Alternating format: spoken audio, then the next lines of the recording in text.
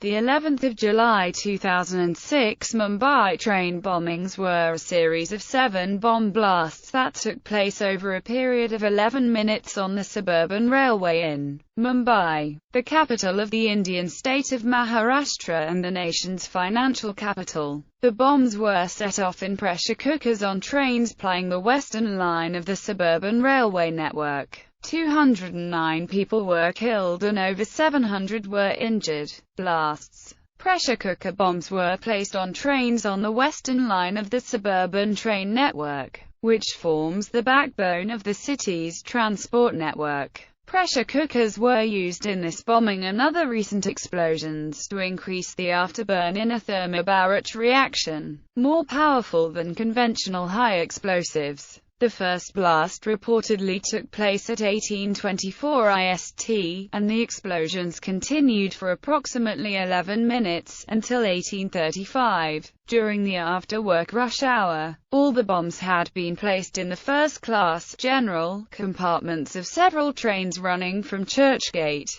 the city centre end of the Western Railway line, to the western suburbs of the city. They exploded at or in the near vicinity of the suburban railway stations of Matunga Road, Mahim, Bandra, Car Road, Jogeshwara, Bhayandar and Borivali. Home Minister Shivraj Patil told reporters that authorities had some information an attack was coming, but place and time was not known. The bomb attacks in Mumbai came hours after a series of grenade attacks in Srinagar, the largest city in the Indian state of Jammu and Kashmir. Home Secretary V.K. Duggal said there was no link between the Srinagar and Mumbai bomb blasts, injuries and fatalities. Maharashtra Deputy Chief Minister R. Patil confirmed that a total of 200 people were killed and another 714 others have been injured. Additionally, various news organizations have reported that at least 200 people have died and that more than 700 others have been injured.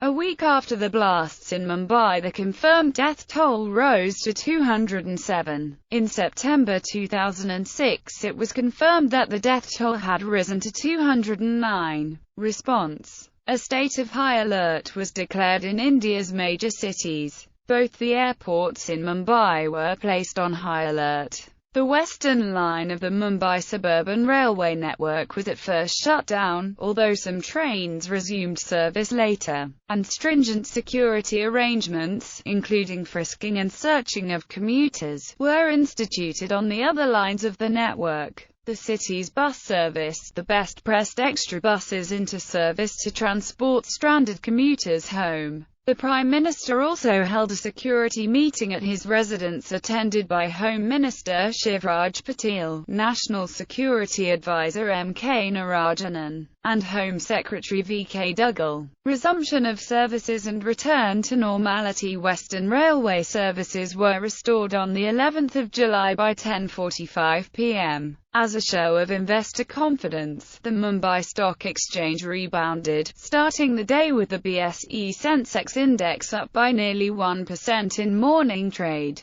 Foreign investors also retained confidence, with the Sensex up almost 3% at 10,930.09 at the end of the day's trade. Rescue and relief operations. Initial rescue efforts were hampered by the heavy rains and the prevalent monsoon flooding, but quickly took momentum after fellow passengers and bystanders helped victims to reach waiting ambulances or provided first aid. Maharashtra Chief Minister Vilas Rao Deshmukh announced ex gratia payments of Rs 1,000,000 to the next of kin of those who died in the explosion. The injured would be given Rs 50,000 each. Indian Railways announced Rs 5,000 compensation and a job to the next of kin of those killed in the serial blasts in Mumbai. The announcements were made by Railways Minister Lalu Prasad Yadav after visiting those injured in the blasts at a hospital in Mumbai. However, a study commissioned by former MP Kirit Somaiya noted that only 174 of the 1,077 victims had received compensation through the railway. Claims Tribunal. For the handicapped victims, only 15 out of 235 eligible cases had been taken care of. Regarding the Prime Minister's promise to India concerning the rehabilitation of the victims, K. Advani noted that none of the above-mentioned assurances has been fulfilled to any degree of satisfaction. Sources of information due to the mobile phone networks being jammed. News channels such as NDTV ran ticker tapes with information of injured individuals as well as SMS messages from those who wished to contact their families. Reports indicated that at around 1800 UTC on the 11th of July, the phone networks were restoring service. Telephone service was completely restored during the night. Mumbai Help, a blog run by around 30 bloggers, was a useful source of information, especially for those outside India. Investigation.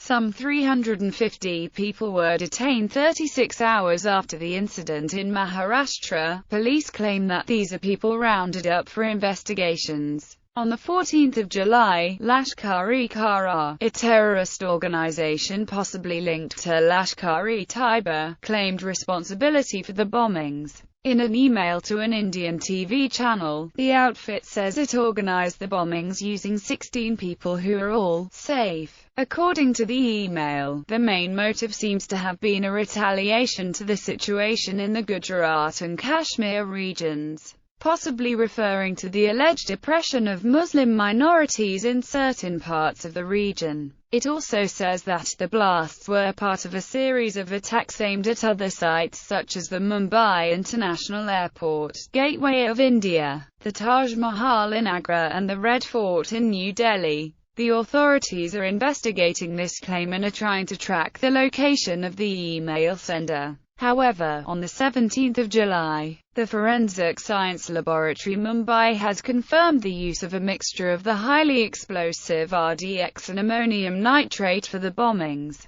The presence of these explosives in the post-explosive debris was confirmed by modern techniques such as liquid chromatography with mass detector, gas chromatography with mass detector and ion scan chromatography. They have indicated a strong possibility of all explosives being planted at the Churchgate railway station, which was the starting point for all affected trains. Initially, religious extremists from the Lashkar-e-Taiba and the banned Students' Islamic Movement of India terrorist groups, and Pakistan's intelligence agency ISI were the prime suspects. Both Lashkar and Simi denied responsibility for the bombings. There was also evidence about the involvement of the international Islamic terrorist group Al-Qaeda following a phone call from a man claiming to be a spokesperson for the group on the 13th of July. The alleged Al-Qaeda spokesman had said the blasts were a consequence of Indian oppression and suppression of minorities, particularly Muslims. On the 30th of September 2006, CNN reported that the Indian government accused Pakistan's military spy agency, the Inter-Services Intelligence, of planning the 11th of July Mumbai train bombings that killed 209 people. Arrests. On the 21st of July 2006, police arrested 3 people suspected to be involved in the bombings.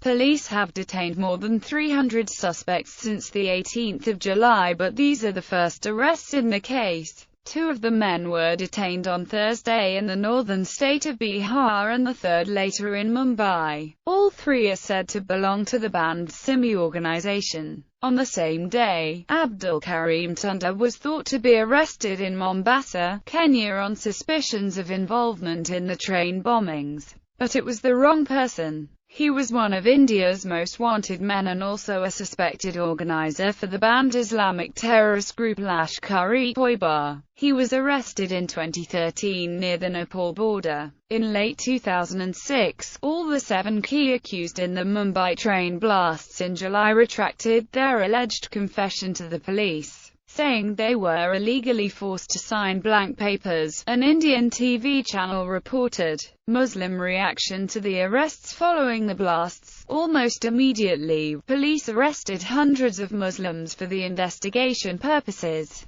Although the police denied singling out any group, The critics retorted that police had been mostly raiding the Muslim-dominated pockets in India as all of the perpetrators were Muslims in the blasts. The Imam of India's largest mosque, the Jama Masjid in New Delhi, Syed Ahmed Bukhari said, "Of course this is a deliberate targeting of Muslims." Another Muslim leader, Anis Irani, echoed Imam Bukhari's views. He said, "Very biased against Muslims." He further added, "You can see that very plainly by the way the investigations are proceeding." Leaders of Indian Muslims have condemned the Mumbai blasts and others before the 11th of July. No one knows who carried out the blasts, but the needle of suspicion is always pointed towards us. Continuing investigation. M.K. Narayanan, the Indian National Security Advisor, has said that India doesn't have clinching evidence of the involvement of ISI in the Mumbai train blasts of the 11th of July. "I would hesitate to say we have clinching evidence, but we have pretty good evidence," he was quoted as saying on CNN IBN. Following Narayanan's remarks, the Union Home Secretary V.K. Duggal on Monday characterized the evidence as very good. "It is fairly solid evidence."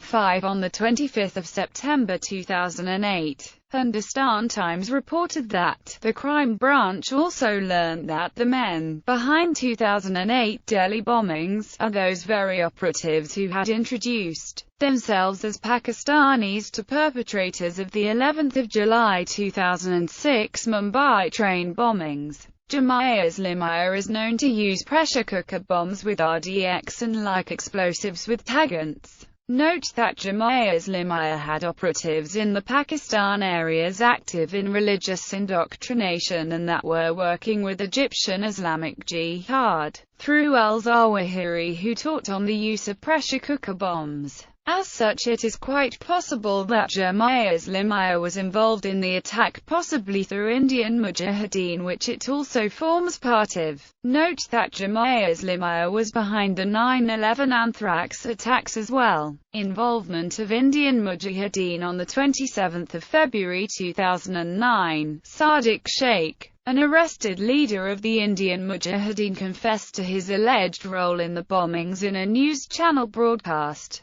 He claimed to have engineered the pressure cooker bombs with his associates in a flat in central Mumbai. If verified, these allegations could invalidate the previous claims by the ATS that the ISI or the SIMI were involved. Sadiq states in his confession, "All 5 of us arranged local first-class train passes beforehand. We also had the local train timetable with us so that we could choose a train as per our convenience. We purchased bags and pressure cookers in Bombay." He also claimed to have misled investigators by blaming the attacks on the Al-Qaeda. On the 6th of April 2013, IM co-founder Sadiq Sheikh declared hostile witness by defense advocates. Convictions. In September 2015, 12 people were convicted in this case. On the 30th of September 2015, a special Maharashtra Control of Organized Crime Act court sentenced to death Faisal Sheikh, Asif Khan, Kamal Ansari, Hashim Siddiqui and Naveed Khan, who planted the bombs in various trains. The other 7 convicts, Muhammad Sajid Ansari, who prepared the electrical circuits for the bombs, Muhammad Ali,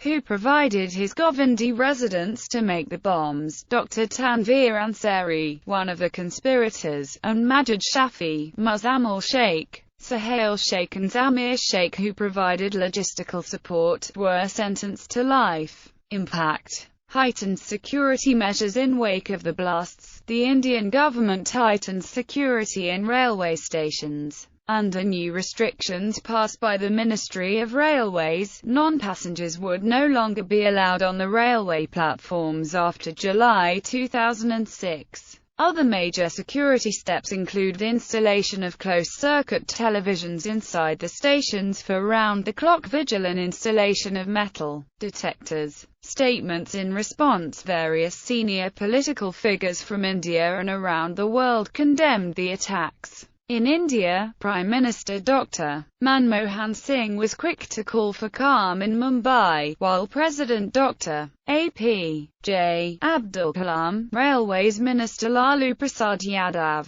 and President of the Indian National Congress Sonia Gandhi also issued statements regarding the bombings in Mumbai. Officials from other nations offered their condolences to those affected by the bombings. Officials from Pakistan, which has long feuded with India, and the United Kingdom, which was the target of similar attacks the previous July, were among those who denounced the attacks in Mumbai as well as terrorism as a whole. Several terrorist groups, including Lashkar-e-Toiba and Al-Qaeda, made comments, both in condemnation and condonation, about the attacks as well. A memorial service was held in Mumbai on the 18th of July at 6:25 p.m. local time, exactly 1 week after the blasts. President Abdul Kalam, his hand raised to his forehead in salute, led the 2-minute silence as people lit candles and placed wreaths at Mahim Station, one of the 7 places on the suburban rail network hit by bombs.